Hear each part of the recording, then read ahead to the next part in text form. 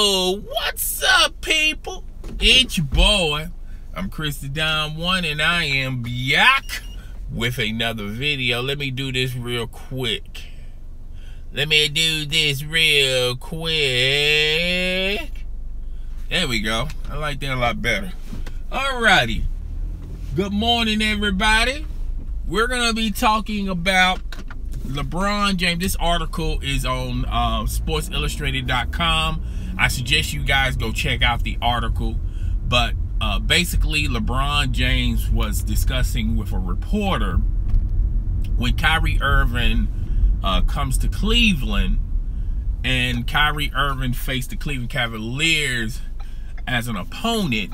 Will the fans get at him like they got at LeBron James when LeBron James said those famous words, "I'm taking my talent to South Beach," and he was a Miami Heat player, and people were just going off over the fact that LeBron James was a free agent and he had the right to join whatever team he wanted to join at the end of the day. LeBron James felt like the Cleveland Cavaliers are not going to get at him, get at Kyrie Irving like they got at LeBron James. And the reason why, logically, if you really think about it, Kyrie Irving never, was in a position where he kind of, not let anyone know what he was going to do, or he got on a Sports Center special and made it into this special thing, because a lot of people thought with that move, making it televised, a lot of fans, particularly in Cleveland, thought that that was LeBron James' way of rubbing their noses in it, so to say. And clearly, I felt like LeBron James had some hidden agendas with that special report, but it wasn't at the Cleveland Cavalier fans or the fan base. It was more so Dan Gilbert and the people who were currently running the Cleveland Cavaliers organization. He felt mistrust. He felt a mistrust between them, and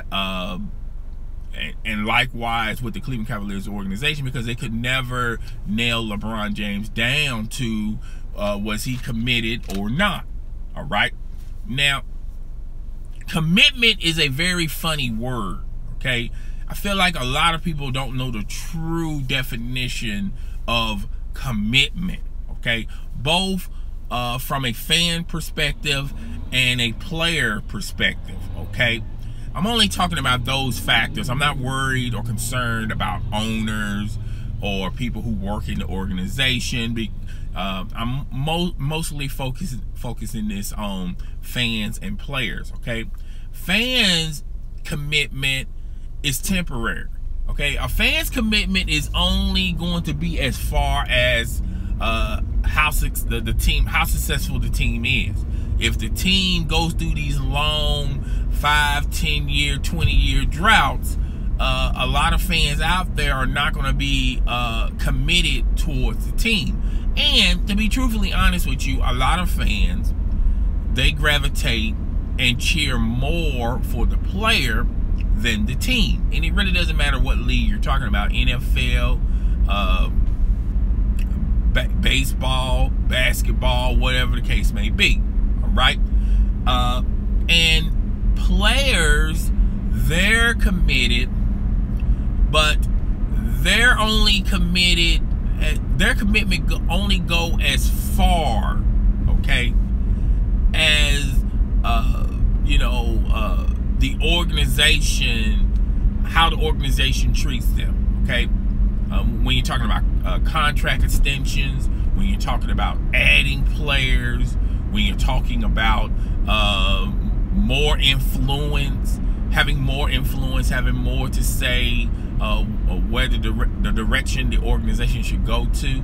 All right, so commitment to a fan and to a player is nearsighted, and it's not fully a commitment. A commitment is you're there through the thick and the thin. Okay, you're there through dust and dawn. You eat, sleep, breathe commitment. Okay, commitment is more, a true definition of commitment is being married to your significant other. All right, that's a commitment. All right, when you're talking about sports in general, players and fans, I think we use the word commitment very loosely. All right, now with that being said, let's get back to LeBron James.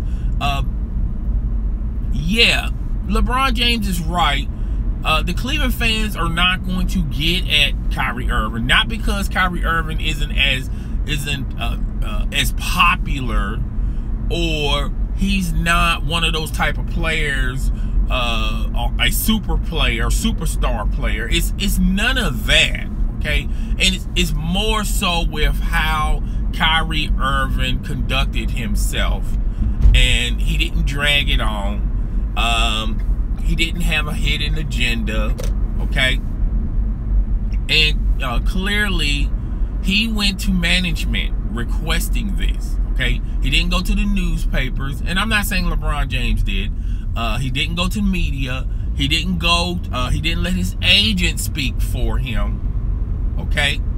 And this is the climate, unfortunately, LeBron James created. Now more than ever, players they're not caring about, they're not worried about how much more money they can make by staying on one team. They care more about their options, okay? And I think this is going to have a trickle-down effect, particularly when the players and the owners re-up once again for a contract extension. And you know, I feel like things that a lot of veteran players fought for, like a no-trade clause, the Larry Bird rule, I think those things are going to cease to exist because more and more players are electing to become a free agent and not make the big-time money staying on their team, to go elsewhere to make less, but eventually they're going to make some of that money that they lost when they left their original team. Okay, so LeBron James is not upset at Kyrie Irving, even though a lot of people think that LeBron James is upset at Kyrie Irving. How could he? Because he created this environment that unfortunately we're in, right? And in a roundabout way, LeBron James understands Kyrie Irving's situation, right? Kyrie Irving wanted options, and that's what he got. Kyrie Irving probably have seen the writing on the wall, more so than anyone else. Sports talk radio, media, even players. Sometimes players are nearsighted. They don't really see the full potential of the future, okay? And it's very rare for a player on the inside looking out, knowing all what's going on, to make a decision on staying with this unit, thinking that they can recapture a championship. Okay, so it makes you wonder. Kyrie Irving must have saw something in the organization that made him come to the decision of, well, you know what? I think I should just take my talents elsewhere, to a younger team, a younger nucleus, so I can keep this going. Okay, so I can keep the success rate going. And he's going to sacrifice this year because I don't see the Boston Celtics beating the Cleveland Cavaliers to be the representatives of the East, unless there's a real significant injury with Dwyane Wade or LeBron James. Then that ship be sinking. Okay, but LeBron James tried this 3 years ago. Remember when Kyrie Irving when Kevin Love went down earlier in the playoffs, and then Kyrie Irving went down in the first game of the NBA Finals, and LeBron James basically had to shoulder the load. And even though he had triple doubles and things of that nature, they still could not beat the Golden State Warriors, which that's what the name of the game is. The name of the game is, if you want to chip, you have to beat the other team. It's not about your personal accolades or your personal goals or how well you did. Is how well your team did. Okay, and maybe Kyrie Irving is seeing something that we outside of this have not seen yet. But the ball don't lie. When the NBA season starts, which it started Tuesday, it started last night, but when the NBA starts, we won't initially see it for the first 10 games, but we will have some idea, we'll have some conclusion, and when time goes by in the NBA season, we will definitely see clearly the vision of the Cleveland Cavaliers, and why, and then we'll start putting pieces together. Well, okay, then I see why Kyrie Irving left the Cleveland Cavaliers, and because of X and Y and Z. But we're all going to have to wait and see.